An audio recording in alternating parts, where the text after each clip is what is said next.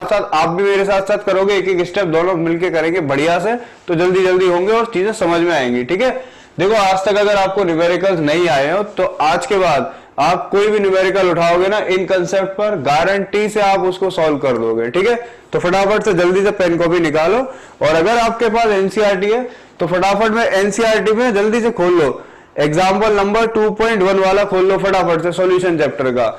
और चलो मैं क्वेश्चन लिखता हूं, फिर स्टार्ट करते हैं। ठीक है, और भाई चैनल को सब्सक्राइब नहीं किया है तो जल्दी से कर लो फटाफट से।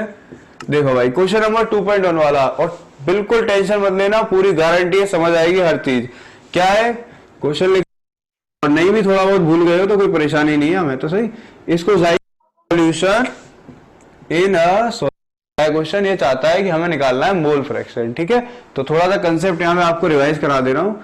मोल फ्रैक्शन हम इससे डिनोट करते हैं जाई से, है ना, पिछले वाले वीडियो बताया था ना, और नहीं भी थोड़ा बहुत भूल गए हो तो कोई परेशानी नहीं है, हमें तो सही। इसको जाई से हम करते हैं मोल फ्रैक्शन। हम मोल फ्रैक्शन दो चीजों का होता है, अगर आप जैसे ए और बी मिला रहे हो, ठीक है, तो ए और बी में ए का निकाल रहे हो तो ऊपर आता है number of moles of A divided by number of moles of A plus number of moles of B. इतनी बात पता है या नहीं, पता है ना। ठीक है, और नंबर ऑफ मोल्स निकालना तो बहुत इजी है, ये तो आपको पता ही है कि नंबर ऑफ मोल्स कैसे निकालते हैं।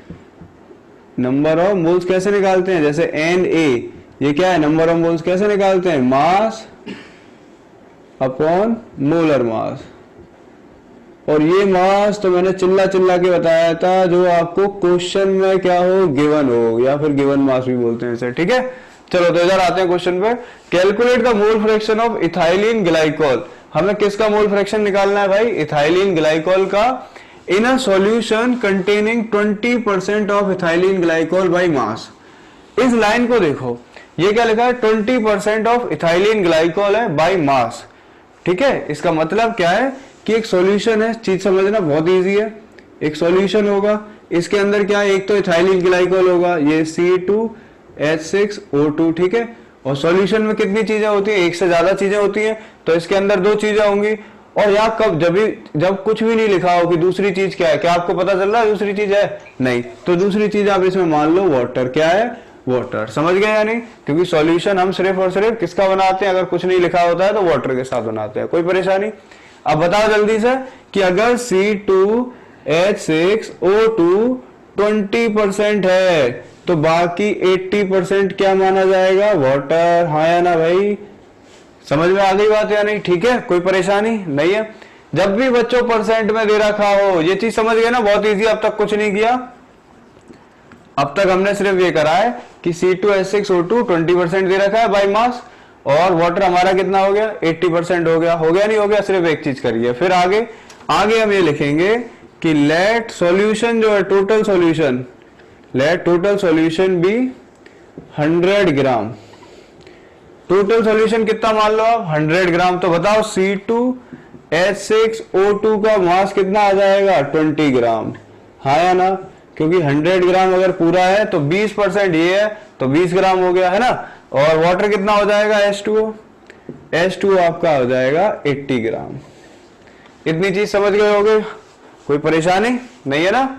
ठीक है, चलो तो आगे देखो। जब भी मार्क ये वाला आ जाए, कौन सा वाला, परसेंट वाला, तो उसमें क्या करना है आपको, इसको 100 ग्राम मान लेना है हमेशा। मन करे तो 1000 मान सकते हो, लेकिन अगर मेरी बात मान रहे हो तो सिंपल आप याद कर लो, जब भी परसेंट वाला हो तो 100 ग्राम मानना है। ठीक है, और इसको 20 ग्राम हो जाएगा, ये 80 ग्राम हो जाएगा, क्योंकि वो 20% दे रखा है। ठीक है, अब इधर आ जाओ। अब हमें निकालना क्या है, देखो भाई, हमें निकालना है, क्या निकालना है, हमें निकालना है मोल फ्रैक्शन ऑफ किसका, इथाइलिन ग्लाइकोल। हाँ या ना, यही तो निकालना है। या इथाइलिन ग्लाइकोल की जगह आप ये लिख सकते हो C2H6O2। तो इसका फॉर्मूला क्या हो जाएगा, इसका फॉर्मूला ये तो हो जाएगा number of moles of C2H6O2 upon number of moles of C2H6O2 plus number of moles of water. हाँ या ना, यही तो हो जाएगा, नहीं हो जाएगा, क्योंकि एक क्या है, इथाइलिन ग्लाइकोल, और दूसरा क्या है, दूसरा है आपका वाटर। इतनी चीज समझ में आ गई होगी, कोई परेशानी नहीं। अगर आपको ये निकालना है तो आपको नंबर ऑफ मोल्स निकालने पड़ेंगे या नहीं, पड़ेंगे ना। तो नंबर ऑफ मोल्स निकालो, number of moles of C2H6O2 कैसे निकलेगा, गिवन मास कितना है आपका, कितना है आपका 20 ग्राम। गिवन मास कितना है भाई, 20 ग्राम। और नीचे क्या आता है नंबर ऑफ मोल्स में, क्या आता है given mass upon molar mass. कोई परेशानी नहीं होगी। तो इसका मोलर मास कैसे निकलेगा, C2H6O2 का 1 मिनट में इधर निकाल लो, C2H6O2, C का 12, 12 दूनी 24, ये समझते हो, 2 इंटू 12 प्लस हाइड्रोजन का 6 इंटू 1 प्लस ऑक्सीजन का 2 इंटू 16, कितना आया ये 24 प्लस 6 10 अपॉन 31 अपॉन नीचे क्या आएगा 10 अपॉन 31 प्लस 40 अपॉन 9। हाँ या ना, ठीक है। इसको सॉल्व कर लो फटाफट से, इसको सॉल्व, आंसर तो यही तक ही है। लेकिन अगर आपका मन करे कि वाटर का भी निकालना है तो यहाँ पर आप इस बार ये वाली वैल्यू रख दोगे, कौन सी, ये 40/9, ठीक है। और नीचे क्या आएगी 40/9 प्लस ये क्या है आपकी 10/31, और इसको आप सॉल्व कर लोगे। अच्छे से याद कर लो क्या कि जाई C2H6O2 प्लस जाई H2O कितना होता है, हमेशा 1 होता है। कितना होता है 1। कोई भी दो चीजें हो दोनों का मोल फ्रैक्शन का सम कितना होता है, हमेशा 1। तो H2O को निकालने को अगर बोलता तो क्या करते, 1 में से इसको माइनस कर देते 0.068, जो क्वेश्चन में करा गया, और ये आपका आंसर आ जाता है। समझे या नहीं, ठीक है।